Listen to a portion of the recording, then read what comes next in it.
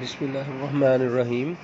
Yesterday I was talking about the male reproductive system, and we have studied the testes, the histology of the testes, and now today let's start with the genital duct system. The male genital duct system comprises of the tubuli recti, the rete testes, and the ductuli efferentis.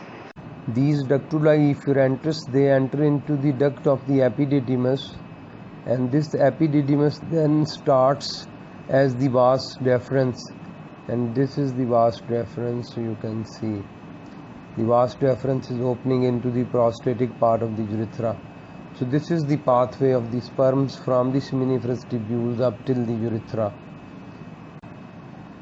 At the apex of the testicular lobule, the seminiferous tubules join to form the tubuli recti. These are the tubuli recti, and these tubuli recti have a diameter of about 2.5 microns. The proximal part of a straight tubule is lined by Sertoli cells. They are also known as the vasa recta. Distal part of the tube is lined by simple cuboidal epithelium, which continues into the rete testes. What is the rete testes? You can see this is the thickened part of the tunica albuginea on the posterior side of the testes, and this is known as the mediastinum testes.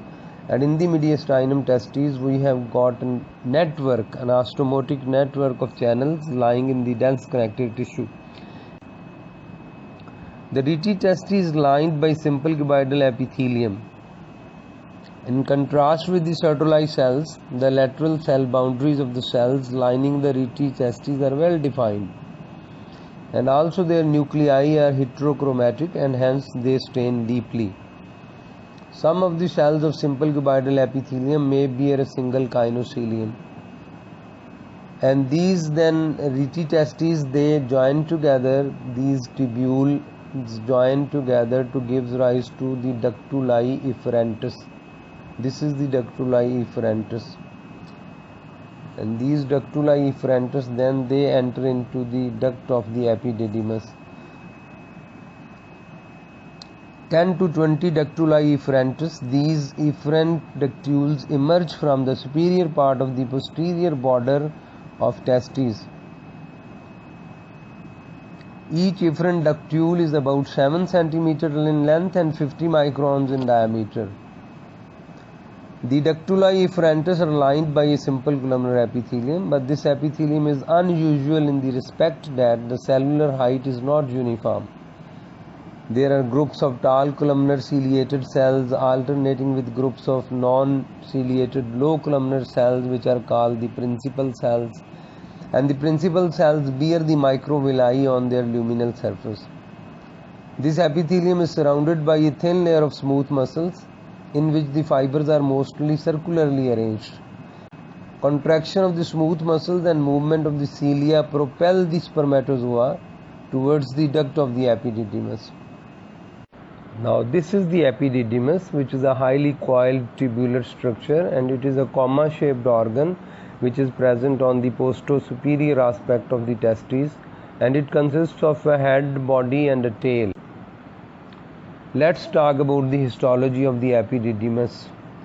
It is highly coiled muscular tube which is 6 meters long, made up of smooth muscles.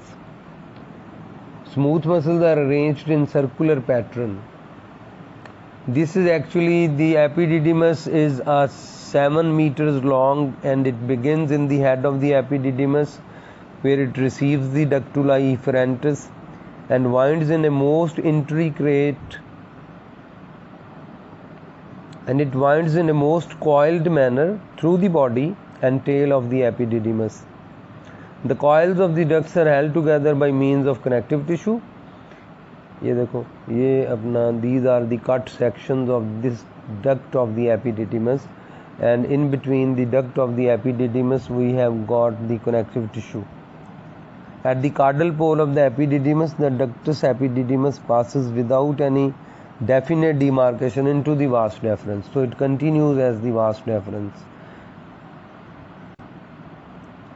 So these are the numerous cut profiles of a extremely tortuous duct.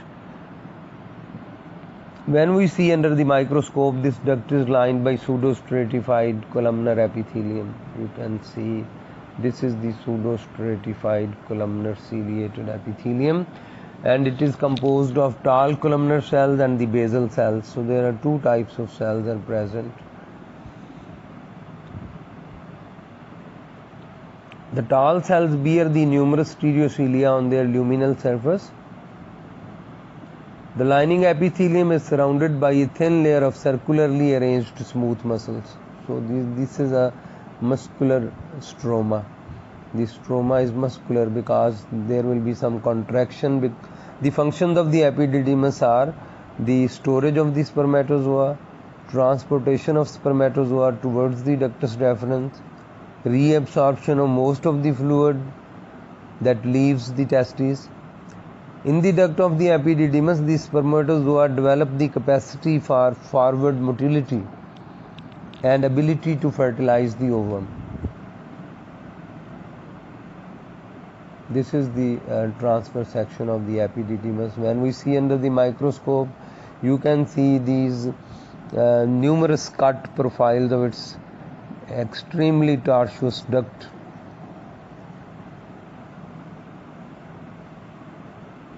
Another picture, epididymis. This is the duct of the epididymis. These are the coils, and we can cut these into the section. You can see a lot of sperms inside. In the lumen of the epididymis there are sperms present, pseudostratified columnar epithelium. There are stereocilia towards the apical side, and the smooth muscles and the connective tissue which is present around these ducts. चलो लगे हाथों ductus deference भी पढ़ लेते हैं. It is also known as the vas deferens. Ductus deferens is characterized by the narrow lumen. It is a star-shaped lumen you can see in the center, and there is a thick muscular wall which consists of three coats: the mucosa, the muscularis, and adventitia. No submucosa is there. So there are three layers from inside outwards. The first layer is the mucosa, and all of you know mucosa consists of the epithelium and the lamina propria. And then we have got the muscular layer, which is muscularis externa, and then we have got the adventitia. So mucosa is thrown into longitudinal folds, due to which it appears as star-shaped in cross section. So through most of the length of the duct, the lining epithelium is of simple columnar variety. This is a simple columnar epithelium. Near the termination, a two-layered stratified columnar epithelium appears, in which the superficial cells bear the stereocilia. Many of the columnar cells lining the ductus deferens are secretory in function. So beneath the epithelium lies the lamina propria, which consists of a thin layer of connective tissue rich in the elastic fibers. As regards the muscularis, it is very thick. So the ductus deferens is actually, it is a muscular tube of a thick wall. It is composed of three distinct layers of smooth muscles. There is a thin inner longitudinal, the middle circular layer, and the outer longitudinal. So you can identify three layers: inner longitudinal, middle circular, and there is an outer longitudinal layer which is very well developed. And this is now the adventitia, the outermost layer. The adventitia, this is adventitia. Adventitia surrounds the muscularis and consists of a thin layer of connective tissue containing the blood vessels and nerves. During the sexual stimulation, the peristaltic contractions of the muscles of the vas deferens move the spermatozoa from the duct of epididymis to the terminal part of the vas. From here, the spermatozoa are expelled into the urethra through the ejaculatory duct. So this is the duct system, that is the genital ducts in the male reproductive system. So again you can see the diagram. This is the lumen of the vas deferens, which is a star-shaped lumen lined by the simple columnar epithelium. and then surrounded by a lamina propria, which is the connective tissue. Then we will come across with the muscular layer. The muscularis externa, consists of the thin inner longitudinal, the middle circular layer, and a very well developed outer longitudinal layer. And then comes the adventitia, which is the connective tissue, has got a lot of blood vessels. There are arteries and veins present, and the nerves. If I summarize the pathway of sperms from the spiniferous tubules, which are highly coiled in each lobe, join to form 20 to 30 straight tubules, and they anastomose to form the network of tubules called the Rittis testes. And Rittis testes gives rise to 12 to 30 efferent ductules which emerge near the upper pole, and then it leads and enter into the epididymis. So this is the pathway of the sperms from the seminiferous tubules into the epididymis. And then epididymis begins as the vas deferens, which then opens into the prostatic part of the urethra. The organs of the male reproductive system include the testes, seminiferous tubules, epididymis, ducts, urethra, and penis. The seminal vesicle and prostate and bulbourethral glands produce nourishing fluid for the sperm. The testes subdivide into lobules that contain seminiferous tubules that produce sperm. Sperm moves from the seminiferous tubules to the efferent tubules to the epididymis, where they mature. The end of the epididymis forms the ductus deferens or vas deferens. This structure ascends the posterior border of the testes, penetrates the inguinal canal, enters the pelvic cavity, and loops over and around the urinary bladder. The seminal vesicles are glands at the base of the bladder that produce seminal fluid.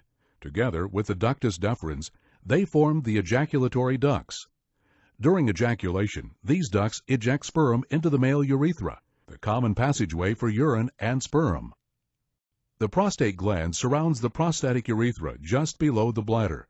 The fluid it secretes goes through small ducts into the prostatic urethra. The bulbourethral glands produce alkaline mucus secretions that empty into the urethra. The urethra passes through the penis carrying semen, a mixture of sperm and secretions of the glands. During ejaculation, the smooth muscle sphincter at the base of the bladder closes off to ensure that no urine is expelled and that semen does not enter the urinary bladder. Sperm moves from the seminiferous tubules to the epididymis, to the ductus deferens, to the ejaculatory duct, to the outside of the body by the urethra. Thank you.